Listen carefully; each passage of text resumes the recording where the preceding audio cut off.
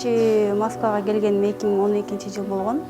6 ай иштеп уборкада, анан кеткеним, кайта кайрылып келбейм деп, анан кийин кайта келгенмин. Приезжийсиңер дегендей кылып, чертке түртүп, чурка деген сөздөрдү көп угуп калдым ушул кезде. Мен мигрант болуп келгенмин, мигранттын балдары болуп. Келгенде бизде эң биринчи менде проблема бул тил проблемасы болчу. Биздин балдарыбыз грамматикадан кыйналып бул жерге келгендечи, жазуудан.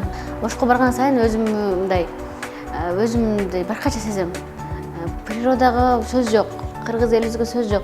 Бирок чынында биз маданият жагынан, этика жагынан артта калганбыз да.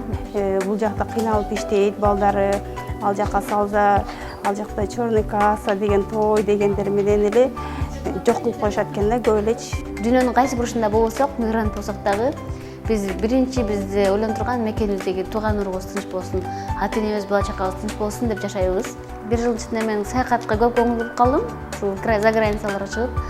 Түшүнүп жеттим, что Кыргызстандан артык мындай өзгөчөлүгү жок шаар жок да.